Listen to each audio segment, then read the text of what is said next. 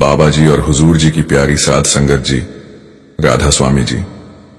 साध संगत जी, आज हम आपसे एक ऐसी सच्ची घटना साझा करने जा रहे हैं जिसने न सिर्फ हमारे दिल को झकझोर दिया बल्कि हर उस शख्स की आंखें नम कर दी जिसने इसे सुना। ये वाकया एक विधवा बीबी से जुड़ा है जिन्होंने अपनी जिंदगी की गहराइयों से निकली एक आपबीती हमारे साथ बांटी। ये बात पूरी तरह सच है कि राधा स्वामी डेरा ब्यास न किसी एक का है, न किसी खास वर्ग या व्यक्ति का। ये डेरा पूरी संगत का है। यहाँ न अमीर गरीब का फर्क किया जाता है, न किसी जात पात का भेदभाव होता है। दरबार के दरवाजे दिन रात 24 घंटे हर उस रूह के लिए खुले हैं जो प्रेम और भक्ति की तलाश में है।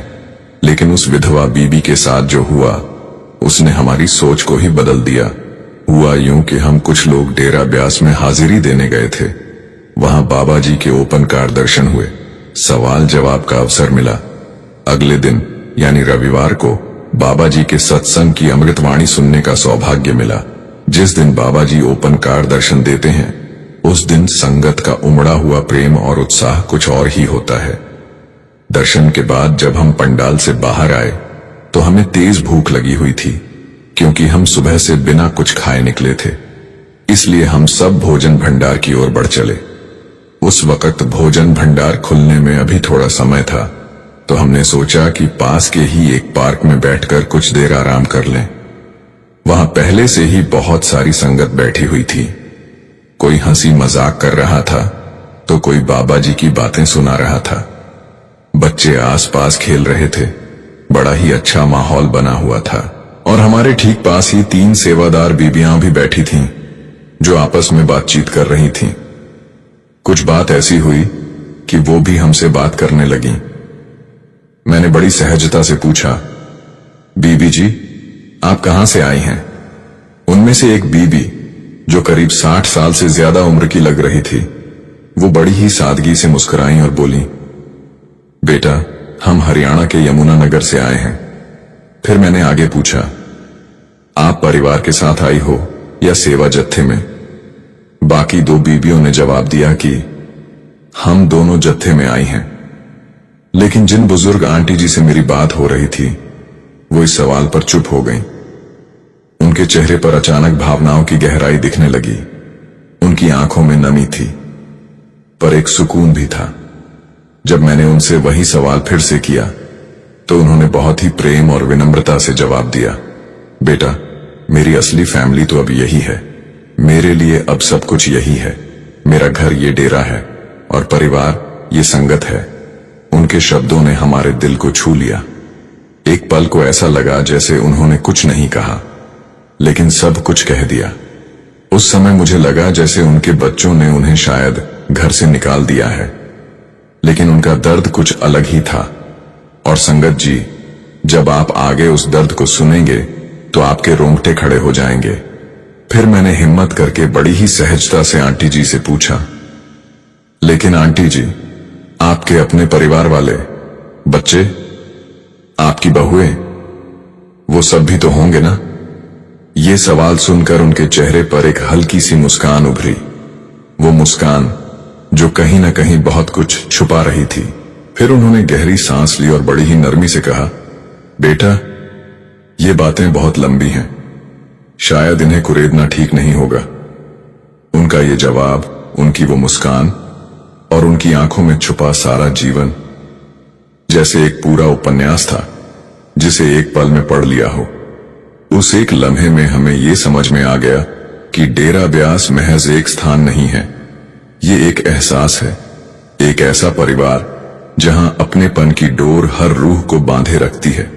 चाहे कोई किसी भी शहर, गांव या हालात से आया हो, यहां उसे अपनापन ही मिलता है। उसी वक्त उनके पास बैठी दूसरी दोनों सेवादार बीबियों में से एक बीबी भी कुछ कहने लगी, बेटा इसकी कहानी मत पूछो तो ही अच्छा है। अब ये बात सुनकर हमारे भीतर जानने की चाह और भी गहरी हो गई।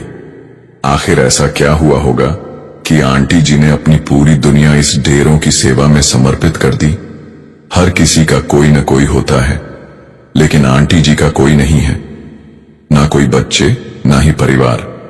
ये बात हमें भीतर तक बेचैन कर गई। हमने भी समझदारी से बात बदल दी और वहां से उठ गए, क्योंकि तब तक भोजन भंडार खुल चुका था। हम अंदर जाकर भोजन करने लगे, लेकिन मन वहीं अटका हुआ था। मेरे दिल में यही सवाल घूमता रहा, क्या हुआ होगा उस महिला के साथ कि उन्होंने अपने जीवन की हर उम्मीद मालिक के चरणों में समर्पित कर दी। भोजन खत्म करने के बाद हम खुद को रोक नहीं सके और फिर से उसी पार्क की तरफ लौट गए। वहां देखा कि तीनों बीबियां अब अपनी सेवा में जुट गई थीं, लेकिन हमारे दिल की बेचैनी अब काबू में नहीं थी और हम सीधा उनके पास पहुंच गए।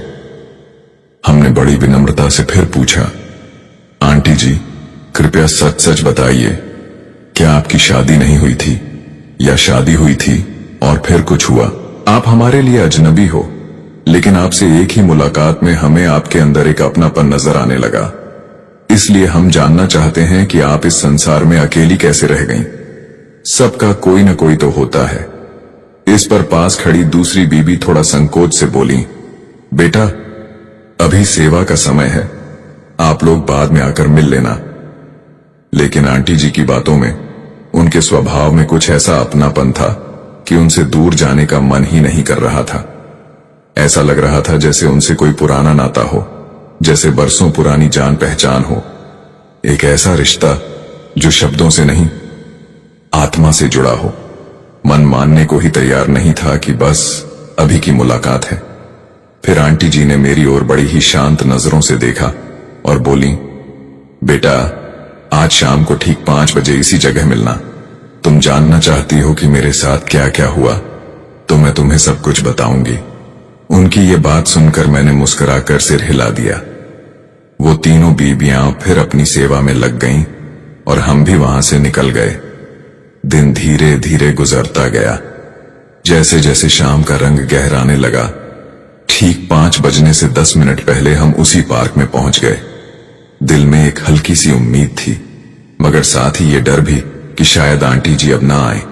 हम वहीं एक किनारे बैठ गए, बार बार घड़ी देखी और जब तय वक्त बीत गया, 5:15 हो गए, तो मैंने धीरे से कहा, शायद आंटी जी अब नहीं आएंगी, चलो वापस चलते हैं।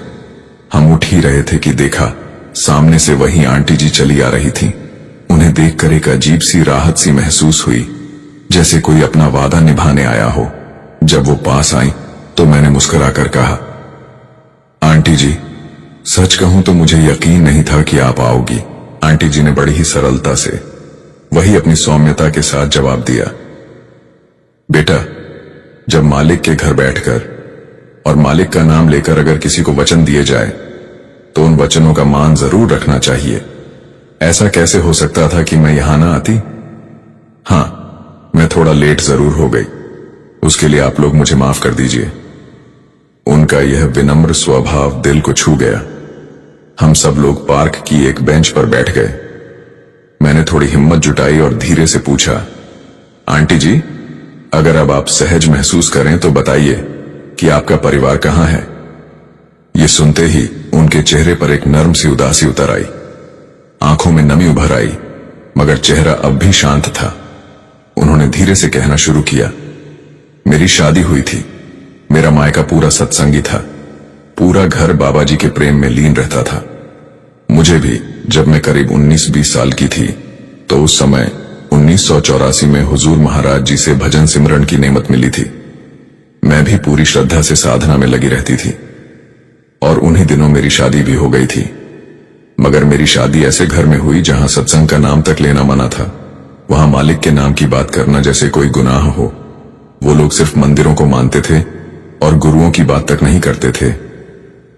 इतना कहते कहते उनकी आवाज में बीते सालों की खामोशी झलकने लगी।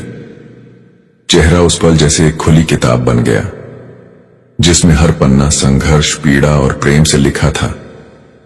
आंटी जी ने फिर बोलना शुरू किया, शादी के शुरुआती दिन बहुत अच्छे थे। मेरे पति समझदार और शांत स्वभाव के थे। उनका परिवार भी औसत था, कोई बड़ा झगड़ा नहीं, न कोई खास दिक्कत। सबसे बड़ी बात यह थी कि उन्होंने कभी मेरे परमार्थ के रास्ते में रुकावट नहीं डाली। जब मैंने उनसे डेरा जाने की बात कही तो उन्होंने खुशी से साथ दिया। धीरे धीरे वो खुद भी सत्संग में रुचि लेने लगे। और मेरे साथ सत्संग और सेवा में जाने लगे। उनकी एक सरकारी नौकरी थी, वो बोली।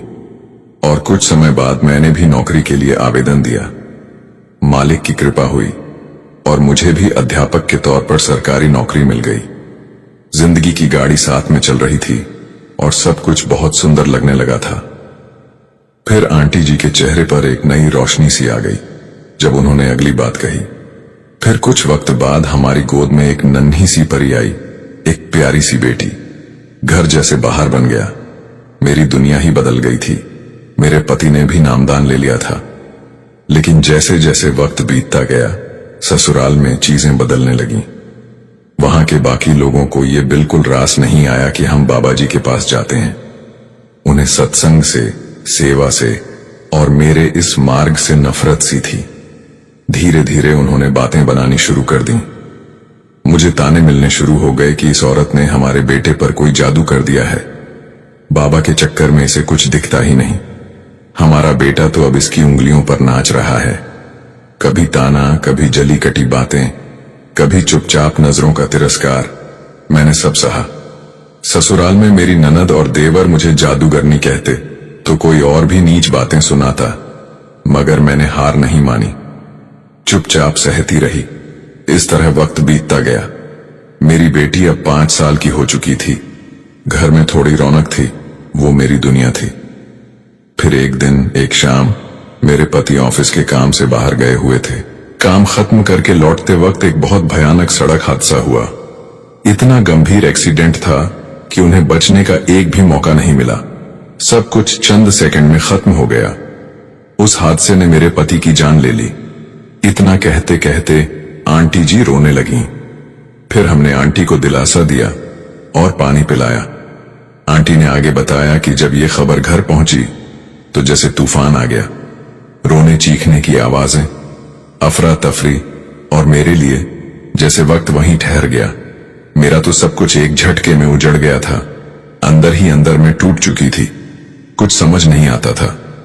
दिल चीखता था, हे मालिक, ये तूने मेरे साथ क्या किया? पर बाबा जी की बातें भी याद आती थीं। जो होता है वो मालिक की मौत से होता है। मैंने खुद को संभालने की बहुत कोशिश की, आखिरी रस्में पूरी की, लेकिन उस माहौल में मैं अकेली पड़ गई थी। अभी कुछ ही दिन बीते थे कि हुजूर महाराज जी ने भी 1990 में चोला छोड़ दिया। अब मैं पूरी तरह से टूट चुकी थी। मेरे ससुराल वालों ने मेरा जीना मुश्किल कर दिया था। मुझे लगा मेरा तो संसार ही उजड़ गया। मेरा पति भी चला गया और मेरे सद्गुरु भी मुझे छोड़कर चले गए। अड़ोस पड़ोस और ससुराल पक्ष की तरफ वाले रिश्तेदारों ने मेरे सास ससुर के कान भरने शुरू कर दिए। देखा, यही औरत थी जो तुम्हारे बेटे को ले डूबी। रोज उस बाबा के पास जाती थी, अब तो अपने पति को भी खा गई। इससे पहले तुम्हारे घर के किसी और सदस्य को कुछ हो, इसको घर से निकाल दो। फिर एक दिन ऐसा आया जब ससुराल वालों ने सारी सीमाएं पार कर दी। गालियां देते हुए, चीखते हुए उन्होंने मुझे और मेरी 4 साल की मासूम बच्ची को घर से धक्के मारकर निकाल दिया। अब हमारा बेटा नहीं रहा और हम नहीं चाहते कि तुम हमारे घर के और किसी को भी बर्बाद करो, उन्होंने कहा। मैंने हाथ जोड़कर कहा, मुझे इस घर से कुछ नहीं चाहिए। मेरी सरकारी नौकरी है, मैं अपना और बेटी का पेट पाल लूंगी। बस एक कोना रहने को दे दीजिए। लेकिन उनकी आंखों में मेरे लिए कोई जगह नहीं थी। फिर वहां से निकलने के बाद मुझे मेरे मायके का रास्ता ही सूझा। लेकिन वहां कौन था? माँ पापा तो पहले ही मालिक के चरणों में जा चुके थे। 2 भाई और उनकी पत्नियां थीं। हिम्मत करके मायके चली गई। शुरुआत में थोड़ी राहत मिली, जैसे कोई टूटी नाव को किनारे लगा दे। पर कुछ ही महीनों में वहां की हवा भी बदलने लगी। भाभियां ताने मारने लगीं, क्या सारी उम्र हमारे घर में रहने का इरादा है? कब जाओगी यहां से? अपने मर्द को तो खा लिया, अब हमारे घर को भी बर्बाद करके मानोगी? उनके शब्द तीर की तरह आत्मा में चुभते थे। भाई भी धीरे धीरे बदलने लगे। भाभियों की बातों में आकर कहने लगे, अब घर में तनाव बढ़ रहा है, क्या करें? मेरा दिल रो उठा। मन में बार बार यही आया कि कहीं मेरी वजह से उनके घर की शांति न बिगड़ जाए। मैं सोचने लगी कि जिस घर में मेरा जन्म हुआ था, जहां कभी मेरी किलकारियों पर खुशी के दिए जले थे, अब वही घर मुझे बोझ समझने लगा था। आखिरकार मैंने मायका भी छोड़ दिया, एक छोटा सा कमरा किराए पर लिया और अपनी बेटी के साथ वहां रहने लगी। लेकिन दर्द ने मेरा पीछा वहां भी नहीं छोड़ा। 12 साल की उम्र में मेरी बेटी ने भी संसार को छोड़ दिया। एक दिन अचानक उसकी तबीयत बिगड़ने लगी। डॉक्टरों के चक्कर, दवाइयां, इलाज, सब कुछ किया, दुआएं भी मांगी, पर शायद किस्मत कुछ और लिख चुकी थी। मेरी वो नन्ही परी, मेरी इकलौती दुनिया, वो भी मुझे छोड़कर चली गई। उस दिन जैसे जिंदगी ने मुझसे सब कुछ छीन लिया था। मेरी आंखों से आंसू थम ही नहीं रहे थे। दिल में ऐसा जख्म था जिसे न कोई मरहम भर सकता था, न कोई समझ सकता था। मैं सचमुच अकेली रह गई थी, बिल्कुल अकेली। माँ बाप तो पहले ही इस दुनिया से जा चुके थे, पति भी साथ छोड़ गए, और अब मेरी बेटी, मेरी वो नन्ही सी जान, वो भी चली गई। अब तो वो कमरा भी जिसमें कभी उसकी हंसी गूंजती थी, वहां मुझे डर लगने लगा था। उस शाम मैं बाबा जी की तस्वीर के सामने खड़ी थी। कोई और होता तो शायद सवाल करता, गुस्सा करता, पर मैं तो बस टूटे हुए दिल के साथ चीख चीख कर बाबा जी के सामने रो रही थी। मैं उस दिन बहुत रोई, इतना रोई कि रोते रोते मैं बेहोश हो गई और वहीं गिर गई। फिर मेरे साथ एक चमत्कार हुआ, एक ऐसा चमत्कार जिसे मुझे किसी को बताना तो नहीं चाहिए, लेकिन बताए बिना मुझसे रहा भी नहीं गया। उस दिन बेहोशी में मेरी बंद आंखों में एक दृश्य उभरा। मैंने देखा कि बाबा जी मेरे सामने खड़े थे, सचमुच खड़े थे। उन्होंने मेरे सिर पर हाथ रखा और उनकी आंखों में एक ऐसी करुणा थी जो मुझे भीतर से शांत कर गई। उन्होंने बड़े ही शांत स्वर में कहा, बेटा, जो कुछ तूने झेला है वो तेरे ही पुराने कर्मों का हिसाब है, और कर्मों का हिसाब अटल होता है। तू मालिक का शुक्र कर कि मालिक ने तेरे भारी कर्मों का निपटारा करवा दिया। आगे बाबा जी ने मुझे कहा कि बेटा, यहां कोई किसी का नहीं होता। हर आत्मा अकेली आती है और अकेली ही लौटती है। ये संसार एक नाटक की तरह होता है। जैसे रंगमंच पर कोई किसी की पत्नी का किरदार निभाता है तो कोई किसी के पति का, किसी का कोई रिश्ता होता है तो किसी का कोई। जैसे ही नाटक खत्म होता है वो बनावटी रिश्ते भी खत्म हो जाते हैं।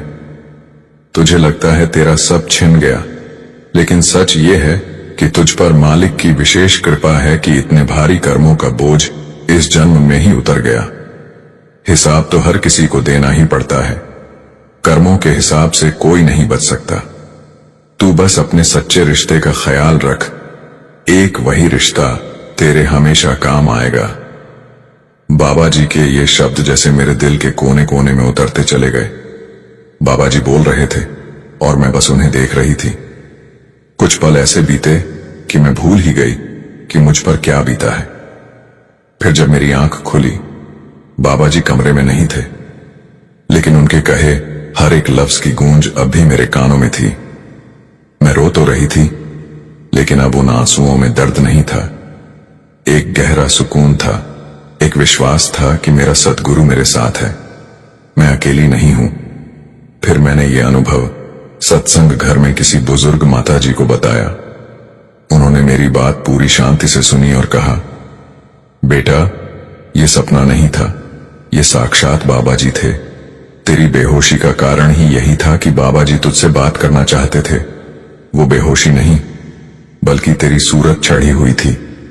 और जब सतगुरु खुद किसी के पास आते हैं तो वो पल बहुत विशेष होता है। तू बहुत भाग्यशाली है। अपने आप को कभी मनहूस मत कहना, कभी खुद को दोष मत देना। तुझ पर तो बाबा जी की विशेष रहमत है। उस दिन के बाद से जैसे मेरी आत्मा ने फिर से सांस ली। दर्द अब भी था, पर साथ में एक नई समझ, एक नई रोशनी थी कि मेरा गुरु हर पल मेरे साथ है। मैंने फिर से जीना शुरू कर दिया। भजन, सिमरन, सत्संग, सेवा सब फिर से शुरू कर दिया। इस बार और ज्यादा श्रद्धा से। जब 58 साल में नौकरी से रिटायर हुई तो मैंने सोचा कि अब मुझे अपने परिवार के पास जाना चाहिए, और मैं हमेशा के लिए यहां आ गई। अब मैं यहां रहती हूं, बहुत शांति से, बहुत प्रेम से। मुझे अब एक परिवार मिल गया है। संगत, सेवादार, मेरा सद्गुरु, सब मेरे अपने हैं। यहाँ न कोई ताना देता है, न कोई गुस्से से देखता है, न कोई किसी को दोष देता है। यहाँ की हवा में सिर्फ प्रेम है, और वो प्रेम निस्वार्थ, गहरा और बिना शर्त वाला है। आखिरी शब्द कहते कहते आंटी के चेहरे पर एक सुंदर सी मुस्कान थी, और उस मुस्कान को देखकर हमें बहुत अच्छा लगा। संगत जी, जब वो आंटी जी बोल रही थी ना, तो उनके शब्द जैसे किसी सच्चे प्रेमी की जुबान से निकले फूल थे, नर्म, साफ और सीधे रूह को छू जाने वाले। ऐसा लग रहा था कि इतना कुछ सहने के बाद भी उस दिन उनकी बातों में वो मिठास थी जो सिर्फ एक सच्चे सेवक की वाणी में होती है।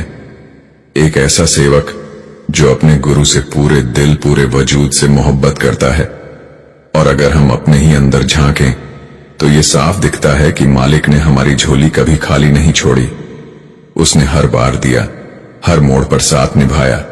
लेकिन फिर भी हम इंसान अक्सर किसी न किसी शिकायत का बहाना ढूंढ ही लेते हैं। हमारे पास सब कुछ होता है, छत, रोटी, परिवार, सुख, लेकिन फिर भी हम भूल जाते हैं कि शुक्र अदा करना भी एक भक्ति ही है। उस दिन मेरे मुंह से मालिक के लिए हजारों बार शुक्र निकला। हे मेरे मालिक, तूने तो हमें सब कुछ दिया, पर हम तेरी नेमतों को गिनने की बजाय उल्टा तुझसे शिकायतें करते रहे। शुक्र मनाना तो दूर, हम तुझे याद भी तब करते हैं जब कोई परेशानी सिर पर आती है। हम लोग कितने बड़े स्वार्थी हैं, जब मतलब हो तभी तुझे याद करते हैं। संगत जी, एक बात हमेशा याद रखना कि मालिक से कुछ मांगना है तो सिर्फ मालिक से मालिक को मांगो, बाकी सब कुछ खुद ब खुद आता है। मांगने का मतलब ये नहीं कि हाथ जोड़े, माथा टेका और मांग लिया।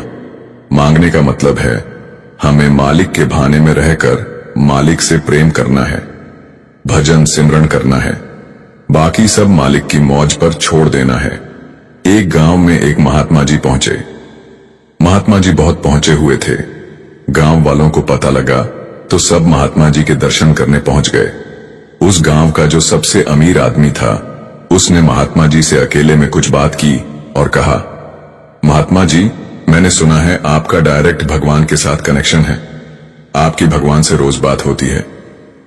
महात्मा जी मुस्कुरा पड़े और कहने लगे, बेटा, मालिक तो हर जीव में बसता है, बस हम मालिक की पहचान नहीं कर पाते। फिर अमीर आदमी कहने लगा, महात्मा जी, मेरी आपसे एक गुजारिश है, क्या आप मेरी एक विनती भगवान तक पहुंचा दोगे? महात्मा ने हां में सिर हिलाया तो अमीर सेठ कहने लगा, मालिक से कहना, हे मेरे मालिक, तूने मुझे बहुत कुछ दिया है, अब मुझे और कुछ नहीं चाहिए। अब देना बंद कर दे और मेरे हिस्से का धन किसी जरूरतमंद को दे दे। महात्मा मुस्कुराते हुए बोले, ठीक है, मैं आपकी विनती भगवान तक पहुंचा दूंगा। उसी गांव का एक भिखारी भी उस दिन महात्मा से मिलने पहुंचा तो उसने भी कहा, मेरी भी एक विनती मालिक तक पहुंचा दो। महात्मा ने कहा, तुम्हारी क्या विनती है? तो भिखारी बोला, आप मालिक से कहना कि मुझे गरीब को भी तो कुछ दे। एक टूटी हुई झोपड़ी है और ये फटी हुई कमीज, हाथ में कटोरा, इसके अलावा भी तो कुछ दे। महात्मा ने कहा, ठीक है, मैं तुम्हारी विनती मालिक तक पहुंचा दूंगा। कुछ दिन बीते तो अमीर सेठ फिर से महात्मा के पास गया और कहने लगा, महात्मा जी, लगता है आपने मेरी विनती मालिक तक नहीं पहुंचाई। मालिक तो अब भी मुझे देने में लगा हुआ है। महात्मा जी ने कहा, मैंने मालिक को कहा था कि आपको और देना बंद कर दे, तो मालिक बोले, जिस दिन वो अमीर सेठ शुक्र करना बंद कर देगा, उस दिन मैं देना भी बंद कर दूंगा। उसको बोलो मेरा शुक्र करना बंद कर दे। इतना सुनते ही अमीर सेठ बोला, महात्मा जी, ये तो नहीं हो सकता। जिसने मुझे इतना कुछ दिया है उसका शुक्र कैसे ना करूं? शुक्र करना तो मैं कभी बंद नहीं करूंगा। महात्मा बोले, तो मालिक देना भी बंद नहीं करेगा। कुछ देर के बाद भिखारी भी महात्मा के पास पहुंच गया और कहने लगा, क्या आपने मेरी विनती मालिक तक पहुंचा दी थी? महात्मा ने कहा, हां, बिल्कुल पहुंचा दी थी। मालिक बोले, उसको कहना कि शुक्र करना शुरू कर दे, मैं देना शुरू कर दूंगा। इतना सुनते ही भिखारी गुस्से में बोला, किस बात का शुक्र करूं? इस टूटी हुई झोपड़ी का या फटे हुए कपड़ों का? मालिक ने मुझे दिया ही क्या है जो मैं मालिक का शुक्र करूं? महात्मा जी बोले, बेटा, मालिक ने तुझे इंसान बनाकर यहां भेजा, ये क्या कम है? एक स्वस्थ शरीर तुझे दिया, ये क्या कम है? टूटी ही सही, लेकिन छत तो दी। सोच, अगर मालिक तुझे जानवर बनाकर भेजता तो क्या होता? या तुझे कोई बड़ी बीमारी दे देता तो क्या होता? मालिक ने तुझे पहले ही इतना कुछ दे दिया है, क्या उस बात का शुक्र नहीं कर सकता? महात्मा जी बोले, तू बस शुक्र करना शुरू कर दे, मालिक तेरी झोलियां भर देगा। भिखारी को महात्मा की बात समझ आई और उसने उस दिन से शिकायतें करनी बंद कर दी और मालिक का शुक्र करना शुरू कर दिया। संगत जी, मालिक का जिसने शुक्र किया है, मालिक ने उसकी झोलियां भर दी हैं। जिसने शिकायत की है, उससे मालिक वो भी वापस ले लेता है जिस चीज की इंसान शिकायत करता है। गुरु प्यारी साध संगत जी, सभी को प्यार भरी राधा स्वामी जी। साध संगत जी, आज की साखी सुनकर हमें यह पता चलेगा कि मुसीबत के समय सतगुरु कैसे हर पल हमारे साथ होते हैं और सतगुरु कैसे अपनी रूहों को अपनी शरण में लेकर आते हैं। यह साखी सुनकर हमारा भरोसा अपने गुरु के ऊपर और भी ज्यादा पक्का हो जाएगा। संगत जी, कभी कभी हम संतमत के रास्ते पर चलते हुए डगमगा जाते हैं और गलत रास्ते पर चल पड़ते हैं, लेकिन जो इंसान अपने गुरु पर पूरा भरोसा करते हैं तो फिर वह गुरु भी उनकी सहायता जरूर करते हैं। बस हमें उस वक्त डरना नहीं चाहिए, अगर दुख भी आ जाए घबराना नहीं चाहिए। हमारा गुरु हमेशा हमारे साथ है। यह साखी एक लड़की के अपने गुरु के ऊपर विश्वास की साखी है, जिसे अपने गुरु पर पूरा भरोसा था। तो संगत जी, आपके आगे यही विनती है कि साखी को पूरा जरूर सुनिएगा और अगर आप हमारे चैनल पर नए हैं तो चैनल को सब्सक्राइब जरूर करें। जी, एक लड़की जो कि पंजाब की रहने वाली थी, वह लड़की संगत के साथ डेरे सत्संग सुनने आया करती थी। जब उसने काफी सत्संग सुने तो उसे समझ आया कि नामदान लेना कितना जरूरी है, एक पूरे गुरु की शरण कितनी जरूरी है। उसने सत्संग में सुना कि अगर हमने इस जन्म मरण के चक्कर से मुक्त होना है, 84 लाख योनियों से छुटकारा पाना है, तो फिर हमें पूरे गुरु से नाम लेना पड़ेगा और उस नाम की कमाई करके ही हम उस मालिक से मिलाप कर पाएंगे। और यह मनुष्य जन्म बड़ी मुश्किल से मिला है और हमारे पास यही मौका है। हमें इस मौके को व्यर्थ नहीं जाने देना चाहिए। यह बात उस लड़की को समझ आ चुकी थी, तो उसके मन में आया कि क्यों ना मैं नामदान ले लूं। उस लड़की ने अपने माता पिता से बात की कि वह नामदान लेना चाहती है। उसके माता पिता ने समझाया कि बेटा, तुम नामदान अपनी शादी के बाद ले लेना, लेकिन वह लड़की नहीं मानी। खैर, मालिक की दया से उस लड़की को नामदान मिल गया और वह बहुत खुश हुई। वह लड़की भजन सिमरन को पूरा वक्त देती थी और अपने सद्गुरु के साथ बहुत प्रेम करती थी। फिर कुछ समय के बाद लड़की का रिश्ता लुधियाना के किसी बड़े घर में हो गया। लड़की शादी करके जब अपने ससुराल में गई तो उसे पता लगा कि उसका पति शराब पीता है और नॉनवेज भी खाता है। उसने अपने पति को बहुत बार समझाया कि मैंने बाबा जी से नामदान लिया हुआ है, आप नॉनवेज मत खाया करो और शराब भी मत पिया करो। पर उसका पति नहीं मानता था और कहता था कि हम नहीं मानते किसी गुरु को। उसका पति उसे नॉनवेज बनाने को भी कहता था और जब वह लड़की मना कर देती थी तो उससे लड़ाई झगड़ा भी करता था। यह सब कुछ काफी सालों तक चलता रहा, लेकिन एक दिन इन सब बातों से तंग आकर उस लड़की ने एक चिट्ठी लिखी जो कि डेरे के नाम पर थी। उसमें उसने अपने घर के सारे हालात बयान कर दिए और चिट्ठी भेज दी। कुछ दिनों के बाद डेरे से उस चिट्ठी का जवाब आया तो चिट्ठी में लिखा था कि बेटा, आपने घबराना नहीं है। अगर आपका पति कुछ बनाने को कहता है तो आपने बना देना है, लेकिन आपने अपना भजन सिमरन नहीं छोड़ना है, अपनी भजन बंदगी नहीं छोड़नी है। आपने ज्यादा से ज्यादा समय भजन सिमरन को देना है, अपनी रहनी सहनी ठीक रखनी है। वह मालिक अपने आप कृपा करेगा। आपने घर में क्लेश नहीं करना है और डोलना नहीं है। मालिक हमेशा आपके साथ है, घबराना बिल्कुल भी नहीं है। यह सब पढ़कर लड़की को बहुत सुकून मिला। अब उसने सब कुछ अपने सतगुरु पर छोड़ दिया था। लड़की उसी तरह करती रही।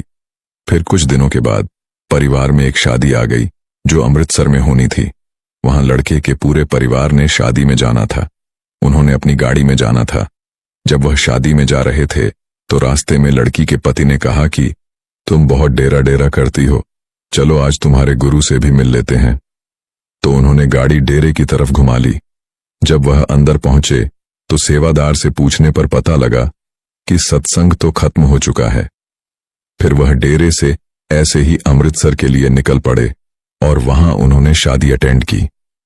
जब वह 1-2 दिन बाद वापस घर जाने के लिए तैयार हुए तो लड़के के दिल में आया कि हमने उस दिन सत्संग नहीं सुना था, एक बार वहां जाकर देखना है कि वहां है क्या। तो घर वापस जाते समय उन्होंने गाड़ी फिर डेरे की तरफ घुमा ली। अंदर जाकर उन्होंने सत्संग सुना। लड़के ने जब सत्संग सुना और बाबा जी के दर्शन किए तो लड़का रोता हुआ बाहर निकला, क्योंकि बाबा जी के दर्शन करके और सत्संग सुनकर उसके मन में चोट लग चुकी थी। सतगुरु की शरण में आकर उसकी कायाकल्प हो गई और मालिक की ऐसी मौज हुई कि उस दिन पंजाब के नामदान की पर्चियों की अनाउंसमेंट हुई। तो उस लड़के ने अपनी पत्नी को कहा कि अब आए तो हैं ही, अब नामदान की पर्ची भी लेकर चलते हैं, मुझसे रहा नहीं जा रहा।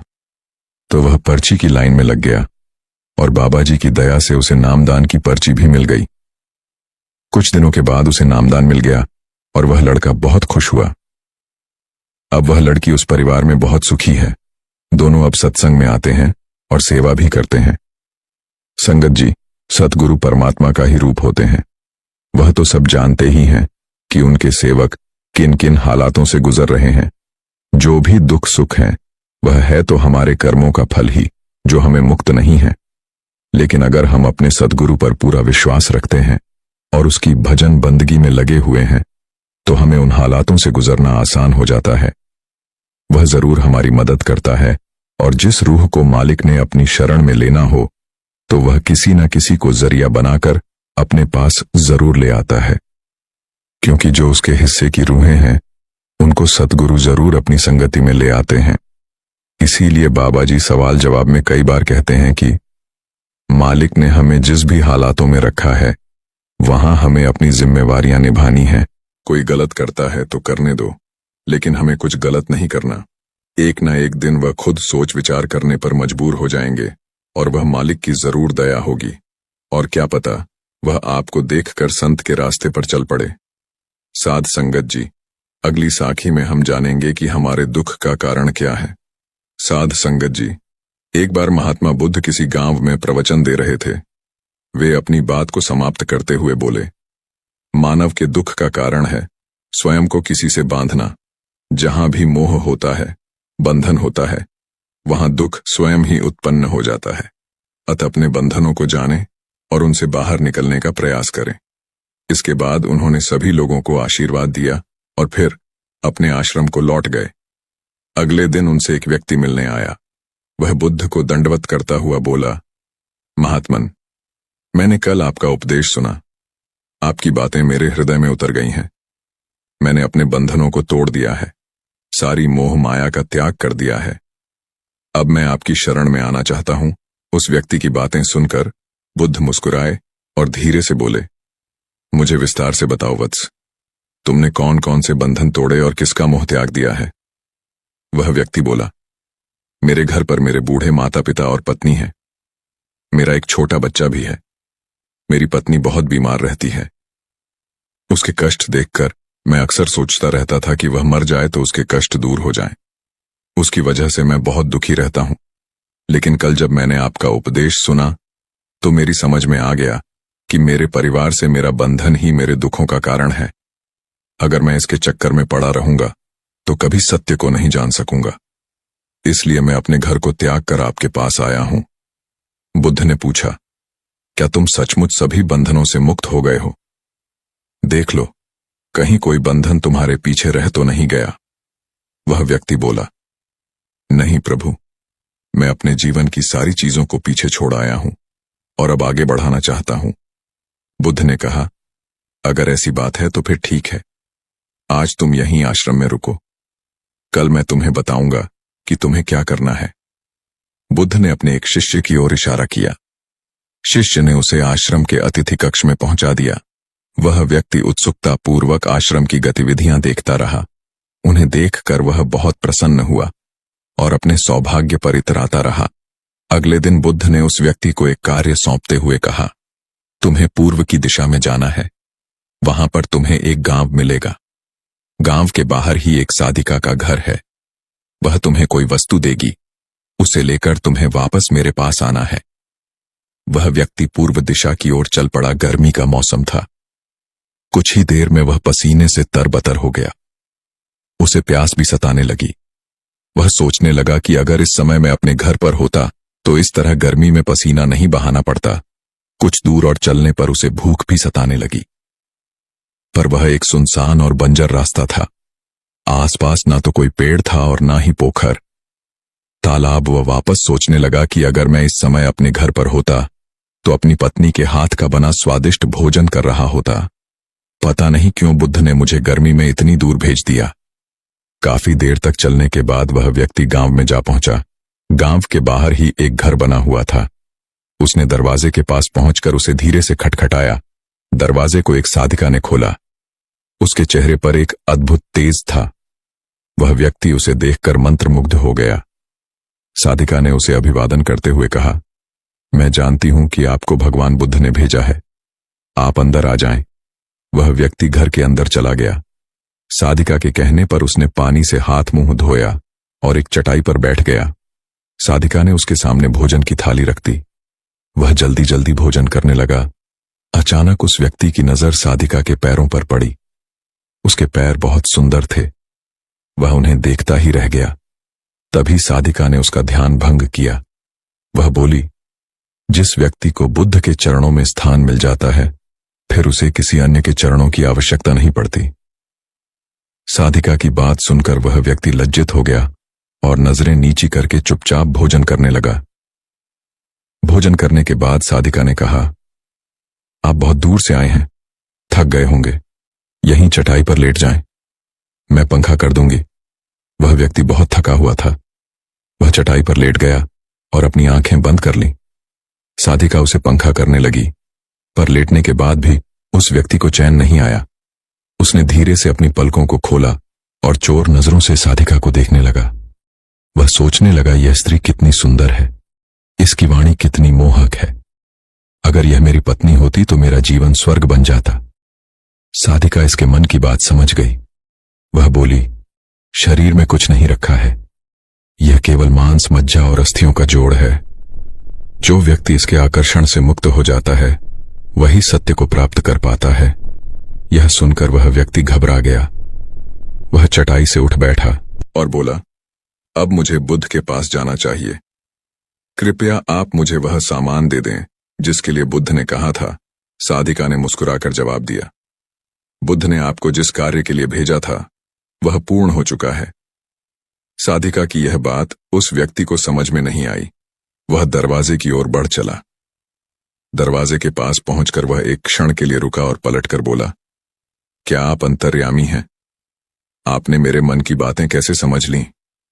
वह स्त्री मुस्कुराते हुए बोली, बुद्ध की कृपा से मैं मोह माया से ऊपर उठ चुकी हूं, इसलिए भावनाओं से निर्लिप्त हूं और किसी के चेहरे को देखकर उसके मन में उठने वाले विचारों को समझ लेती हूं। उसकी बातें सुनकर वह व्यक्ति एक बार फिर से लज्जित हुआ और सोचने लगा कि जिस स्त्री ने सच्चे मन से मेरा सत्कार किया, मैं उसके बारे में क्या क्या सोचता रहा। उसके बाद वह बुद्ध के आश्रम की ओर लौट पड़ा। आश्रम में पहुंचकर वह व्यक्ति बुद्ध के चरणों में गिर पड़ा और बोला, महात्मन, मुझे क्षमा कर दें, मैं बहुत ही बड़ा पापी हूं। उसकी बात सुनकर बुद्ध मुस्कुराए और बोले, मैंने तुम्हें साधिका के पास इसीलिए भेजा था ताकि तुम अपने आप को देख सको। अब मुझे बताओ, क्या तुम सचमुच मोह और बंधन को त्याग चुके हो? वह व्यक्ति कुछ नहीं बोला। वह नजरें नीची किए चुपचाप खड़ा रहा। बुद्ध ने कहा, बाहरी बंधन और मोह को त्यागने से हम बंधन मुक्त नहीं होते। दरअसल बंधन और मोह हमारे भीतर होता है। तुमने परिवार को छोड़ दिया और सोचा कि मैं बंधन मुक्त हो गया, लेकिन जैसे ही तुम्हें अवसर मिला तुम्हारे भीतर का मोह जाग उठा और इसी वजह से आज तुम अपने आप को पापी समझ रहे हो। मुझे क्षमा कर दें प्रभु। उस व्यक्ति ने अपने हाथ जोड़ दिए। फिर वह धीरे से बोला, आप सही कह रहे हैं। मैं केवल अपनी पत्नी से पीछा छुड़ाना चाहता था। वह बहुत बीमार रहती है। 1 वर्ष से हमारे बीच कुछ भी सही नहीं था। मैं कुछ ज्यादा कमाता भी नहीं हूं। इसीलिए मैं अपने परिवार के दायित्वों का निर्वहन भी ठीक ढंग से नहीं कर पा रहा हूं। शायद इसीलिए मैं अपने परिवार से पीछा छुड़ाना चाहता था, पर अब मैं समझ गया हूं। मेरा परिवार ही मेरा सत्य है और उसके दायित्वों का निर्वहन ही असली कर्म है। बुद्ध बोले, मैं जो कुछ भी कहता हूं वह अपने अनुभव के आधार पर कहता हूं। लोग मेरी बातों को सुनते तो हैं, पर वे अपने स्वार्थ के अनुसार ही उसका अर्थ ग्रहण करते हैं। इसीलिए मोह, माया, कामना, इच्छा, वासना, क्रोध को लोग बाहर की ओर खोजते हैं, जबकि यह हमारे भीतर ही है। हम दूसरों को देखकर तरह तरह की कामना करने लगते हैं। कामना से इच्छा जन्म लेती है, इच्छा से वासना पैदा होती है और वासना की पूर्ति न होने पर क्रोध उत्पन्न होता है। यह सब एक दूसरे से जुड़े हुए हैं। क्रोध के लिए हम सदैव दूसरे को जिम्मेदार ठहराते हैं, जबकि क्रोध का स्रोत हमारे भीतर है। तुम चाहोगे तो क्रोध आएगा, तुम चाहोगे तो क्रोध नहीं आएगा। इसी तरह बंधन बाहर नहीं होते, हमारे मन में होते हैं। हम मन से ही किसी से बंध जाते हैं और मन के कारण ही हम दुख पाते हैं। लेकिन जो व्यक्ति इन बातों की गहराई तक पहुंच जाता है, वह दुखों से हमेशा हमेशा के लिए मुक्त हो जाता है। मनुष्य का दुख का सबसे बड़ा कारण है कि वह अपने बीते हुए कल में डूबा हो, वह दूसरों पर आश्रित हो, वह अपनी तुलना दूसरों पर करता और उदास हो, उससे उसकी इच्छा अनुसार काम नहीं मिल रहा हो, वह अपनी बात किसी के सामने नहीं रख पाता हो, उसका कोई ज्यादा मजाक उड़ाया करता हो। दुख के कई कारण हो सकते हैं, आर्थिक कारण, मानसिक कारण और भी कई कारण होते हैं। इसलिए अपने पर हमेशा भरोसा रखो। एक बार सिद्धार्थ राज्य घूमने के लिए निकले। इस दौरान उन्हें सबसे पहले एक बूढ़ा आदमी नजर आया। उसकी त्वचा पर झुर्रियां थीं, दांत टूटे थे, बाल सफेद और शरीर पूरी तरह से झुका हुआ था। वह कमजोरी से कांप रहा था। इसके बाद एक रोगी दिखा। वह जोर जोर से हाँफ रहा था। शरीर ऐसा कि मानो उसके शरीर से पूरा पानी सूख चुका हो। रक्त रहित वह बीमार बहुत मुश्किल से चल फिर पा रहा था। इसके बाद सिद्धार्थ ने कुछ लोगों को एक शव ले जाते देखा। वह लोगों की लंबी कतार उस मृत व्यक्ति को देखकर स्तब्ध थे। उसके रिश्तेदार छाती पीट पीट कर विलाप कर रहे थे। अंत में सिद्धार्थ को एक सन्यासी नजर आए। वह हर प्रकार की मानवीय और सांसारिक भावनाओं से दूर थे। उन्हें किसी चीज से भय नहीं था, उन्हें कोई कामना नहीं थी। उसकी मुस्कान ने सिद्धार्थ को आकर्षित किया। इसके बाद सिद्धार्थ पूर्व के तीनों अवस्थाओं से द्रवित हो बुद्ध की अवस्था की तरफ बढ़ने लगे। वहां तप के दौरान समझ में आया कि शरीर को कष्ट देकर या आत्मा को झुलसाकर कोई परमात्मा को कैसे पा सकता है। वहीं उन्हें अन्न, जल और वस्त्र के त्याग और शांति के बीच के भेद को जानने का मौका मिला। स्वर्ग रूपी सुविधा को त्यागने वाले सिद्धार्थ अब बुद्ध की तरफ बढ़ रहे थे। अनेकानेक भोग और विलासिता को भोगने वाले सिद्धार्थ अब यह समझने लगे थे कि आनंद यह कदाचित नहीं हो सकता है। कहां इसी खोज में वह निकल पड़े। बुद्ध जब गांवों में गए, महानगरों का भ्रमण किया, तो वह समझ गए कि समाज में बहुत दुख है। शारीरिक और मानसिक कष्ट वह पहले ही देख चुके थे। कुछ कष्ट वह व्रत, पूजा और तप के जरिए देख लिए। बची खुची तामसी चीजें उन्हें समाज में व्याप्त लोगों में नजर आ गई। ऐसे में वह समझ गए कि यह संसार दुखों का कारण है। सभी सुख भौतिकता को लोग मानते हैं। प्रेम स्वार्थ की कुंजी हो गई है। जो जितना बड़ा पदाधिकारी, उत्तरदायी व शक्तिशाली है, वह उतना ही समाज व आम लोगों में कष्ट को फैला रहा है। सबसे चौंकाने वाली बात कि 60 से 70 वर्ष की आयु में आपके देह का अंत हो जाएगा। यह जानते हुए भी वह समाज में अपने लालच और स्वार्थ को फैलाता है। तब भी बुद्ध ने वर्तमान जैसे ही स्वार्थी, लोभी, पापी, पाखंडी, लालची, धोखेबाज इत्यादि तमस से पूर्ण लोगों को देखा था। अंत आप जीवन की गहराई में देखेंगे तो वास्तव में दुख के अलावा आपको कुछ नहीं है। दुख भोगने की जगह ही है। जीवन रूपी जमीन कलयुग में ऐसा कोई नहीं जिनके जीवन में कष्ट व समस्या का आगमन ना हो। जीवन की आधी गिलास सुख से भरी है और आधी गिलास खाली, सुख से वंचित, दुख से भरी है। भगवान श्री कृष्ण सबसे बड़े कर्मयोगी व कर्मियों के शिक्षक हैं। अर्जुन को भी उन्होंने कहा, अपना युद्ध स्वयं लड़ो। मैं केवल उसकी सहायता करता हूं जो स्वयं की मदद खुद करता है। यदि श्रीमद् भागवत गीता के एक अध्याय का पाठ नित्य नहीं कर रहा है, कृष्ण भक्त, तभी उसके मन में मोह है। वह गलत धारणा है कि कृष्ण भक्त के जीवन में कष्ट क्यों होता है। ये बताओ श्रीमद् भागवत गीता, यदि कृष्ण भक्त होना पड़ेगा तो मोह से छूटेगा कैसे? कर्म प्रधान विश्व रचि राखा, जो जस का तस फल चाखा। सकल पदार्थ हैं जग माही, कर्महीन नर पावत नाही। भगवान ने प्रत्येक व्यक्ति को भोजन जरूर देता है, लेकिन होम डिलीवरी नहीं करता। चिड़िया हो या शेर या हिरण या मनुष्य, प्रत्येक को भजन हेतु कर्म करना पड़ेगा। माता चिकित्सक हो तो भी बिना पढ़े बच्चे को चिकित्सक नहीं बना सकती। वह चिकित्सक बनने में सहायता कर सकती है, लेकिन बच्चा यह कहे, मां तुम्हारे चिकित्सक होने का क्या फायदा? यदि मुझे जब सब पढ़कर ही पास होना होगा तो यह मूर्खता ही कही जाएगी। सांसारिक मर्यादा को कृष्ण भक्ति हो या गायत्री भक्ति हो या हनुमान भक्ति हो या कोई अन्य धर्म का हो, सबको संसार के नियम का पालन करना पड़ेगा और स्वयं की योग्यता व पात्रता बढ़ानी होगी। अपने हिस्से का कर्म करना पड़ेगा। योग्यता पात्रता बढ़ाने हेतु प्रयत्नशील होना होगा। वर्षा सबके लिए समान होती है, पर जिसके पास घर नहीं उसे कष्ट होता है। समस्या वर्षा नहीं है, अपितु बेघर होना है। इसी तरह कष्ट सबके जीवन में आते हैं। उसे हैंडल करने की योग्यता व क्षमता अनुसार किसी के लिए कष्ट बड़ा और किसी के लिए छोटा होता है। दुखों का एक कारण मोह भी है। मोह से अज्ञान बढ़ता है और जीवन में समस्याएं शुरू होने लगती हैं। महाभारत में धृतराष्ट्र को दुर्योधन से इतना मोह था कि वह अपने पुत्र को गलत काम करने से भी रोक नहीं सके। धृतराष्ट्र को पुत्र मोह की वजह से धर्म अधर्म ज्ञान ही नहीं रहा था। अंत में सब कुछ बर्बाद हो गया। आध्यात्मिक गुरु ओशो ने बताया है कि महाभारत में श्री कृष्ण ने अर्जुन से कहा था, जब ज्ञान की धारा बहती है तो सबसे पहले मोह को नष्ट करती है। मोह को इसलिए नष्ट करती है क्योंकि मोह अज्ञान है।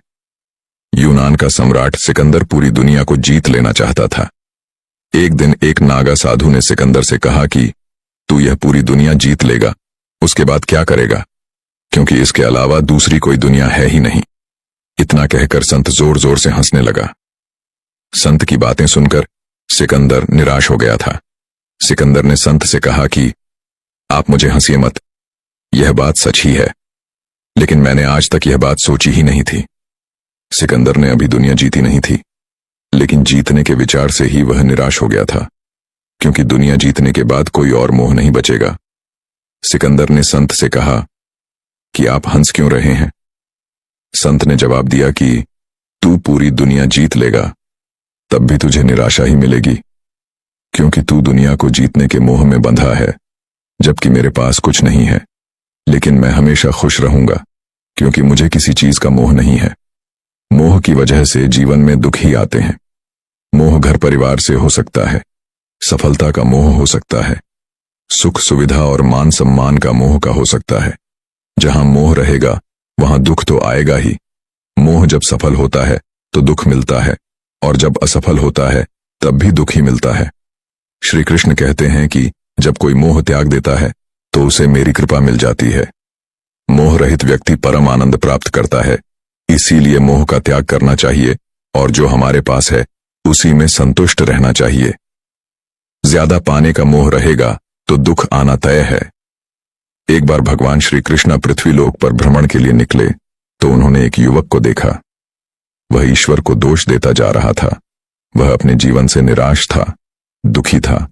तब भगवान श्री कृष्ण बौद्ध भिक्षु का रूप धारण करके उस युवक के असली दुख के बारे में ज्ञान देते हैं। तो चलिए इस कहानी के माध्यम से समझते हैं कि असली दुख क्या होता है। अगर आप यह कथा सुन रहे हैं तो पूरा सुनिए। इस कथा को आधा अधूरा छोड़कर जाने की गलती मत करिएगा, क्योंकि इस पवित्र कथा को पूरा सुनने से मनचाहे फल की प्राप्ति होगी और आपका कल्याण हो जाएगा। इसलिए इस कथा को पूरा सुने।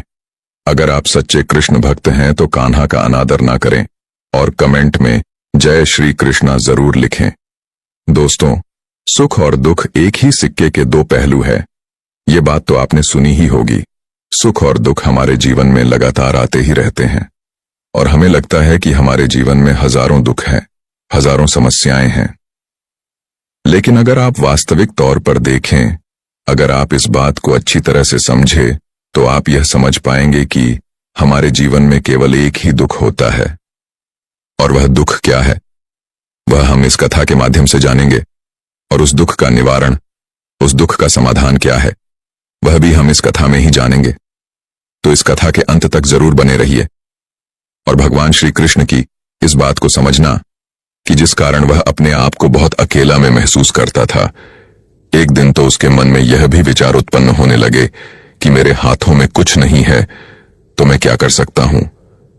अकेले बैठकर वह रोता रहा और भगवान को दोष देता रहता। एक दिन छुपता छुपता वह घर से निकलकर कहीं जा रहा था। तभी उसने रास्ते में देखा कि एक बौद्ध भिक्षु लोगों को प्रवचन दे रहे हैं और प्रवचन में वह दुख की बातें कर रहे हैं। रामू कुछ देर के लिए अपना मुंह छुपाकर वहीं पर खड़ा हो गया ताकि उसे कोई देख न ले, और चुपचाप वह उन बौद्ध भिक्षु की बातें सुन रहा था। बौद्ध भिक्षु सभी को प्रवचन में कह रहे थे कि दुख हमारा सबसे बड़ा साथी है। हमें दुख अपने जीवन के बारे में समझाता है और हमें सही से जीने का तरीका बताता है। यह हमारे गुरु की तरह है जिससे हमें सीखना चाहिए।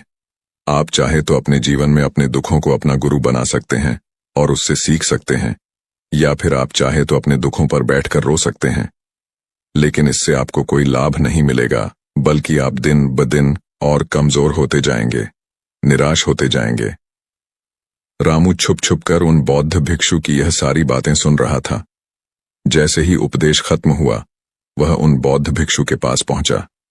उन्हें प्रणाम करके वह कहता है, हे महात्मा, मुझे तो कभी ऐसा प्रतीत नहीं हुआ कि मेरे दुख मुझे कुछ सिखा रहे हैं, बल्कि मुझे तो हमेशा यही लगता है कि वह मुझे पीड़ा दे रहे हैं, तकलीफ दे रहे हैं, और दुख की पीड़ा बहुत भयंकर होती है। ऐसा लगता है अब इसके बाद हमारा जीवन समाप्त हो जाएगा। इसके बाद हमें कुछ नहीं मिलने वाला, यहां तक कि हमें मृत्यु भी उसके सामने कम लगती है। जब लोग ताने मारते हैं, जब लोग यह कहते हैं कि तुम क्या कर रहे हो, तो मन को बहुत ठेस पहुंचती है और मैं उनसे कुछ नहीं कह पाता। रामू की यह सारी बातें सुनकर वह बौद्ध भिक्षु रामू से कहते हैं, बेटा तुम्हें क्या दुख है और तुम दुख के बारे में ऐसी बातें क्यों कर रहे हो। रामू ने अपने ऊपर बीती हुई सारी बातें उन बौद्ध भिक्षु को बता दी और कहने लगा, हे महात्मा, क्या आपके पास मेरे दुख का कोई समाधान है। रामू की यह बात सुनकर वह बौद्ध भिक्षु मुस्कुराने लगे और रामू से कहते हैं, बेटा, जब तुम्हारे जीवन में कोई असली दुख था तब तुम इतना खुश हो, तुम्हारे साथ ये सारे लोग हैं। वहीं पर तुम सोचो कि जब तुम इस राज्य के सबसे बड़े व्यापारी बन जाओगे, तब तुम्हारे यहां पर लोगों की भीड़ लग जाएगी। लोग तुमसे मिलने के लिए समय मांगेंगे, यहां तक कि इस राज्य का राजा भी तुमसे मिलना चाहेगा, तुम्हारी तारीफ करेगा, और यदि कभी ऐसी जरूरत आन पड़ी तो वह तुमसे धन भी उधार लेने के लिए अवश्य आएगा। रामू को अपने दोस्तों की यह बात बहुत पसंद आई। रामू ने सोचा कि मेरे मित्र सही कह रहे हैं, मुझे अपने व्यापार को और बड़ा करना चाहिए और फैलाना चाहिए, तभी तो हर कोई मेरे बारे में जान सकेगा, हर कोई मुझे पहचान। उसने बिना देरी किए अपने समय को बिना गंवाए अपने व्यापार में और मेहनत करने लगा। लेकिन अब की बार उसके मन में धैर्य नहीं था, जिस कारण उसने कुछ अनुचित कदम उठा ताकि उसका व्यापार जल्दी से जल्दी और बड़ा हो जाए। उसने कई लोगों से अधिक मात्रा में धन उधार ले लिया, जिससे उसके ऊपर अब काफी आरण हो चुका था। तब मैंने अपने दुखों से यह सीखा था कि केवल सोचने मात्र से कुछ नहीं होगा, उसके लिए हमें कुछ करना भी पड़ेगा। और केवल कोई कर्म करना ही हमें सफल नहीं बनाता, बल्कि उस कर्म को उसके अंजाम तक पहुंचाना हमें सफल बनाता है। फिर चाहे रास्ता कैसा भी हो, फिर चाहे परिस्थितियां कैसी भी क्यों ना हो, फिर चाहे कितनी भी बाधाएं आपके रास्ते में क्यों ना आ जाएं, चाहे ऐसा क्यों ना लगने लगे कि अब आपके जीवन में कुछ नहीं बचा और आप कुछ नहीं कर सकते, तब भी हौसला बनाए रखें, उम्मीद ना छोड़ें और आप अपने कार्य पर डटे रहें, यह सोचकर कि जब तक मैं अपने कार्य को सफल नहीं कर लेता, जब तक मैं अपने लक्ष्य तक नहीं पहुंच जाता, तब तक मैं इस कार्य को करता रहूंगा, मैं इस कार्य में अवश्य सफल होकर ही रहूंगा। जबकि बाकी लोग केवल सफल लोगों को महत्व देते हैं, उनके कर्मों को नहीं। रामू की यह सारी बातें सुनकर वह बौद्ध भिक्षु मुस्कुराने लगे और रामू से कहते हैं, बेटा, जब तुम्हारे जीवन में असली दुख आए तब तुम मेरे पास आना, मैं तुम्हारी समस्या का समाधान अवश्य करूंगा। इतना कहकर वह बौद्ध भिक्षु वहां से उठकर चले गए। रामू एक बार फिर से उनकी यह बातें सुनकर आश्चर्यचकित रह गया। उसे अब यह समझ नहीं आ रहा था कि क्या उसने जो दुख देखा है, उसने जो तकलीफें अब तक सही हैं, क्या वह असली दुख नहीं है। उसके मन में अब एक सवाल उत्पन्न होने लगा कि असली दुख क्या है और इसकी पहचान क्या है, और मुझे कैसे पता चलेगा कि इस समय मैं असली दुख में हूं। लेकिन उसने कुछ नहीं कहा। वह यह सब सोच ही रहा था कि तभी वह बौद्ध भिक्षु रामू के पास एक बड़ा सा घड़ा लेकर पहुंच जाते हैं। उस घड़े के अंदर सोने के सिक्के थे। उस घड़े को देते हुए वह बौद्ध भिक्षु रामू से कहते हैं, बेटा, तुम इसे उस पेड़ के नीचे दबा दो, क्योंकि यह मेरे किसी काम का नहीं है। जब मुझे इसकी जरूरत पड़ेगी तब मैं वहां से खोदकर इसे निकाल लूंगा, लेकिन अभी के लिए इसे वहां पर मिट्टी के नीचे दबा दो। रामू ने उस बौद्ध भिक्षु की बात मान ली और उस घड़े को पेड़ के नीचे जाकर मिट्टी में दबा दिया। इतना करके वह गुरुवार को प्रणाम करता है और वहां से वापस अपने घर की ओर लौट जाता है। धीरे धीरे समय बीतता गया। समय के साथ साथ रामू व्यापार में और भी ज्यादा उन्नति कर चुका था, लेकिन माल की गुणवत्ता अच्छी न होने के कारण अब उसके व्यापार में घाटा होने लगा और धीरे धीरे ऐसा समय आया कि उसका व्यापार पूरी तरह से चौपट हो गया। अब उसके पास कुछ नहीं बचा था, बल्कि उसने जो कर्ज लिए थे वह कर्ज भी उसे चुकाने थे। लेकिन वह तो यह सोचकर निश्चिंत था कि उसने जो कुछ भी कर्ज लिए हैं वह कर्ज उसने अपने मित्रों से लिए हैं, जिस कारण वह उन्हें लौटाने में थोड़ी देर अवश्य कर सकता है। वह तो यह सोच रहा था कि उसके मित्र उसका बुरे समय पर साथ देंगे, लेकिन सबसे पहले उसके मित्र ही उससे अपना कर्ज वापस लौटाने की मांग करने लगे। तब रामू को एहसास हुआ कि कोई भी अपना नहीं है। उसने अपने मित्रों से उस कर्ज को लौटाने के लिए थोड़ी सी मोहलत मांगी, लेकिन रामू के किसी भी मित्र ने उसे कर्ज लौटाने के लिए वह मोहलत नहीं दी, बल्कि वे लोग उसे जान से मारने की धमकी देने लगे। अपने मित्रों के मुंह से यह सब सुनकर रामू बहुत ही आश्चर्यचकित रह गया। वह जो कुछ सोच रहा था सब कुछ उल्टा पड़ गया। जिस व्यापार के चलते उसके मित्र बने बने थे, इतने शुभचिंतक बने थे, वे सब उससे दूर जाने लगे थे। हर कोई उससे पीछा छुड़ाना चाहता था, कोई भी उसका साथ नहीं देना चाहता था। धीरे धीरे उसकी सारी संपत्ति नीलाम हो गई। अब उसके पास कुछ नहीं बचा था। वह सड़क पर आ चुका था। उसने हार मानकर अपने माता पिता से कहा, पिताजी, मेरी मदद कीजिए, मेरे ऊपर बहुत आरण है, मुझे उसे लौटाना है, कृपा करके मुझे थोड़ा सा धन दे दीजिए। इस पर रामू के पिता ने रामू से कहा, बेटा, मेरे पास तो ले देकर बस यही एक छोटा सा घर है। अगर यह अभी मैं तुम्हें दे दूं, यदि मैं इसे भी बेच दूं तो मैं और तुम्हारी मां कहां रहेंगे। हमें दर दर की ठोकरें खानी पड़ेगी, हमें सड़कों पर भीख मांगनी पड़ेगी। ले देकर अब हमारे पास केवल यही संपत्ति बची है, इसलिए मैं तुमसे क्षमा मांगता हूं। अपने माता पिता के मुख से यह सुनकर रामू चुपचाप वहां से चला गया और मन ही मन सोच रहा था कि अब मेरे पास कुछ नहीं बचा, जो था वह तो सब लुट गया, बर्बाद हो गया। अब मैं जीकर क्या करूंगा। अब मेरे पास केवल एक ही रास्ता है जिससे मैं अपने कर्जदार से अपना पीछा छुड़ा सकता हूं। यह सोचता हुआ वह एक ऊंची पहाड़ी की ओर पहुंच वह पहाड़ी पर चढ़ता ही जा रहा था कि तभी उसे याद आया कि उन बौद्ध भिक्षु ने कहा था कि जब तुम पर असली दुख आए तभी तुम मेरे पास आना, मैं तुम्हारी समस्या का समाधान अवश्य करूंगा। यह सोचकर रामू के मन में एक बार फिर उम्मीद की एक लहर दौड़ पड़ी। रामू तुरंत दौड़ता हुआ उन बौद्ध भिक्षु के पास पहुंचा और रामू ने उन्हें प्रणाम करके अपने ऊपर बीती हुई हर एक बात उन्हें बता दी और कहने लगा, हे महात्मा, आपने कहा था कि जब मेरे ऊपर असली दुख आएगा तब आप उसका समाधान अवश्य करेंगे। तभी वह बौद्ध भिक्षु रामू की इस बात को सुनकर मुस्कुराने लगे और कहते हैं, बेटा, कहाँ है असली दुख। जब तुम्हारे जीवन में असली दुख आएगा तो मैं उसका समाधान अवश्य करूंगा।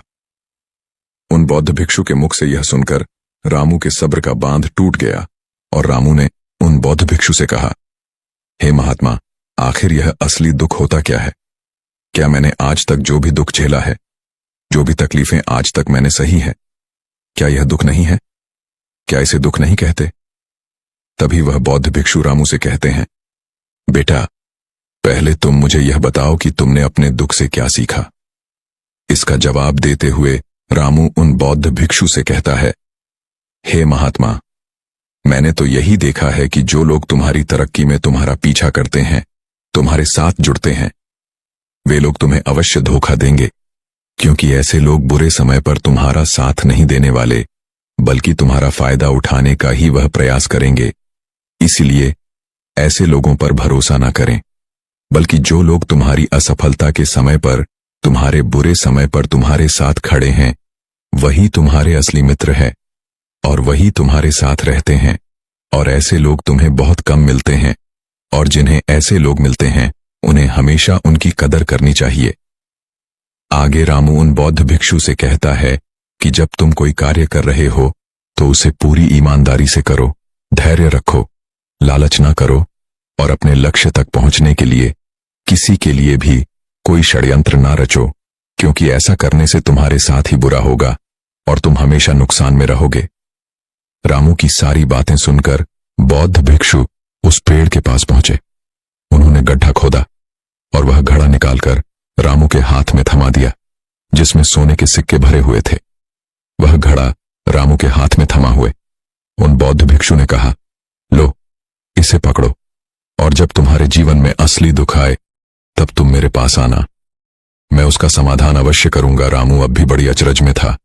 उसे यह समझ नहीं आ रहा था कि आखिर यह असली दुख है क्या, लेकिन उसने अपने हाथों में पड़े हुए उस घड़े को देखा जिसमें सोने के सिक्के थे, और यह देखकर उसे मन ही मन लगा कि चलो, अब थोड़ी सी राहत अवश्य हो जाएगी। मैं अपने मित्रों का वह कर्ज लौटा सकता हूं और एक नया व्यापार भी फिर से आरंभ कर सकूंगा। उसने उन बौद्ध भिक्षु को प्रणाम किया, उनका धन्यवाद किया और वहां से चला गया। रामू ने उन सोने के सिक्कों से सभी का कर्ज लौटा दिया और अपने लिए एक बार फिर से नया व्यापार शुरू किया। व्यापार छोटा था, लेकिन अब की बार रामू बहुत खुश था। उसने पूरी ईमानदारी, मेहनत और लगन के साथ अपने व्यापार पर काम किया और देखते ही देखते एक बार फिर से वह एक बड़ा व्यापारी बन गया। इस बार उसने कोई लालच नहीं किया और न ही किसी के लिए कोई षड्यंत्र रचा, बल्कि पूरी ईमानदारी और मेहनत के साथ अपने व्यापार पर काम किया।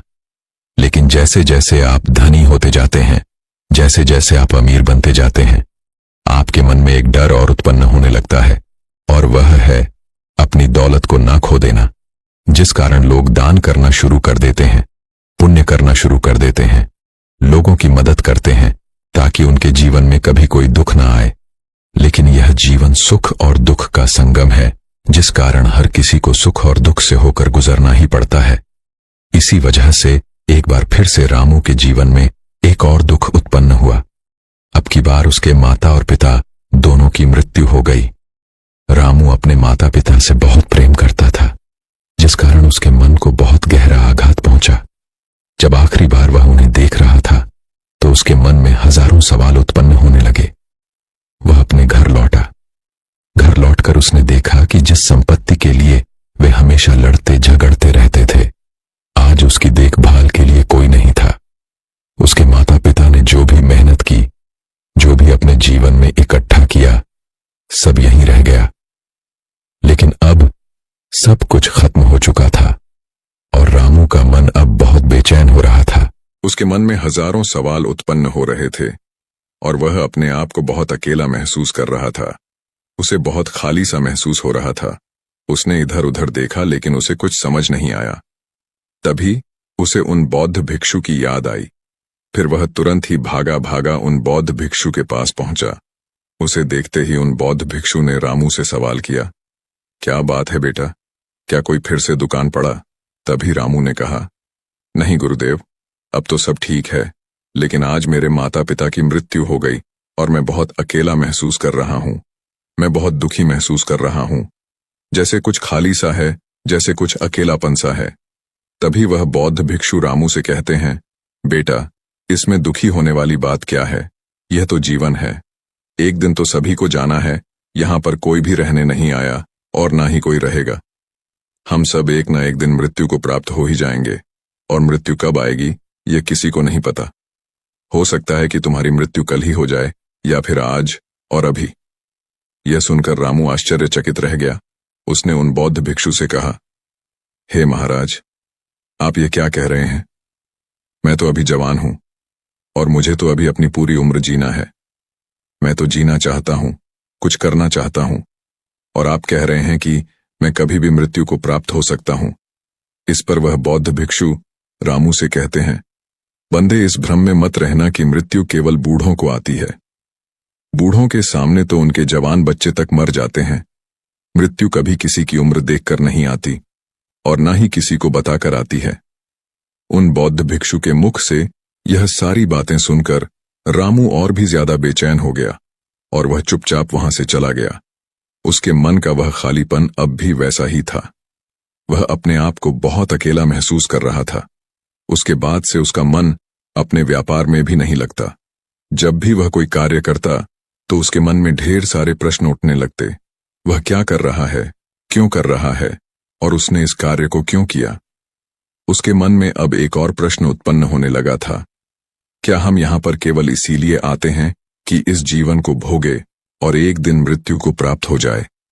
वह यह समझ नहीं पा रहा था कि जीवन का असली मतलब क्या है।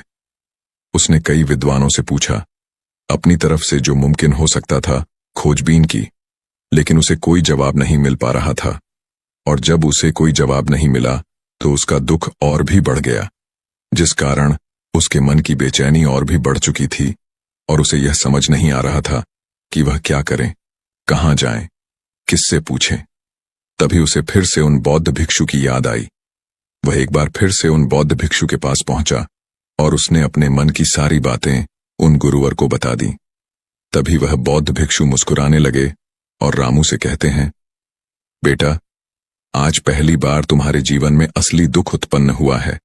वास्तव में तो यही है जिसे हम दुख कह सकते हैं, जो दुख कहलाने लायक है कि हमें पता ही नहीं हम क्या कर रहे हैं, कहां जा रहे हैं, क्यों जा रहे हैं, वह कौन है, क्या है, क्यों है, हम क्या करना चाहते हैं। तभी रामू ने कहा, हे महात्मा, मेरे दुख का समाधान कीजिए, मुझे इस दुख का निवारण दीजिए। तभी वह बौद्ध भिक्षु रामू से कहते हैं, हम सबके अंदर क्रोध, लालच, लोभ जैसी कई वासनाएं हमारे अंदर घर करके बैठ जाती हैं, जिस कारण हम अपने जीवन को टुकड़ों में जीते हैं और हमारी चेतना कभी एक नहीं हो पाती। हम कभी एक जगह सोच नहीं पाते, समझ नहीं पाते और हमारी ऊर्जा शक्ति भी पूरी तरह से छिन्न भिन्न हो जाती है। और आजकल के इस दौर में हमारे पास तो इतना भी समय नहीं कि हम एक पल भी निकाल करके एक पल के लिए मुड़कर अपने आप को देख सकें, अपने आप को समझ सके। वास्तविकता में हर कोई यहां पर अपने जीवन भर केवल दुख दुख कहकर चिल्लाता रहता है। उसका समाधान निकालने का हर मुमकिन प्रयास करता है, लेकिन जिसे हम दुख समझते हैं वह तो दुख है ही नहीं। तो इसका समाधान आपको कहां से मिलेगा? यह तो परिस्थितियां हैं जिसके कारण हम अपने आप को दुखी समझते हैं, अपने आप को तकलीफ में समझते हैं।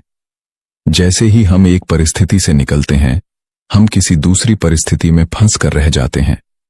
जिस प्रकार हम पहली समस्या का सामना करते हैं, उसी प्रकार हम दूसरी समस्या का भी सामना करते रह जाते हैं। और जब हम इन परिस्थितियों से हार मान लेते हैं, जब हमें लगता है कि अब कोई रास्ता नहीं बचा, तब हमारे सामने हमें केवल एक ही रास्ता नजर आता है और वह है मृत्यु। लेकिन यह कोई समाधान नहीं है, यह कोई रास्ता नहीं है। इसलिए यदि आप सचमुच अपनी समस्याओं का समाधान चाहते हैं, तो अपने आप को इकट्ठा करना सीखें, अपनी ऊर्जा को इस संसार में वापस कीजिए, उसे एक और अपने ऊपर ध्यान लगा। मृत्यु से पहले अपने आप को पहचानो, अपने आप को जानो, अपने आप को बिखरने मत दो। तभी रामू उन बौद्ध भिक्षु से कहता है कि महाराज, तो क्या हमें इस जीवन को नहीं जीना चाहिए? क्या हमें अपनी इच्छाओं को पूरा नहीं करना चाहिए? बौद्ध भिक्षु रामू के सवाल का जवाब देते हुए कहते हैं कि हमें किसी से भी लगाव नहीं रखना चाहिए, हमें अपनी इच्छाओं को मार देना चाहिए, हमें संपत्ति इकट्ठा नहीं करनी चाहिए, क्योंकि हम मनुष्य की इच्छाएं, कामनाएं, वासनाएं ऐसी होती हैं जैसे मानो कि एक पर्वत से गिरता हुआ झरना जिस पर किसी का नियंत्रण नहीं है। जो शक्ति है उसके बारे में हम अभी तक नहीं जानते। हम अपने आप को चाहे तो एकत्रित कर सकते हैं, अपने आप पर नियंत्रण पा सकते हैं, लेकिन हम अपनी इस ऊर्जा का व्यर्थ उपयोग करते रहते हैं, व्यर्थ की चीजों में लगा देते हैं, जिस कारण हम अपने आप को कभी नहीं पहचान पाते और ना ही कभी अपने आप पर नियंत्रण पा सकते हैं। लेकिन यदि आप अपने आप को जानना चाहते हैं, अपने आप को पहचानना चाहते हैं, तो पहले आपको खुद को एकत्रित करना होगा, अर्थात ध्यान लगाना होगा। ध्यान से ही आप अपने दुखों की उन समस्याओं का समाधान निकाल सकते हैं और तभी आप अपने आप को पहचान सकते हैं, जान सकते हैं और अपने जीवन के हर दुखों का समाधान भी कर सकते हैं। गीता कहती है कि हर प्राणी को बेवजह किए गए कार्यों के परिणामों के प्रति आसक्त होकर नहीं बैठना, कर्तव्यों का हृदय से पालन करते रहना चाहिए। भगवान श्री कृष्ण कहते हैं, मनुष्य को क्रोध से बचना चाहिए। कितना भी गुस्सा आए स्वयं को शांत रखने का प्रयास करें। इस संसार में आज जो तुम्हारे पास है वह कल किसी और के पास था, परसों वह किसी और के पास होगा। तुम यहां खाली हाथ आए थे और खाली हाथ ही जाओगे।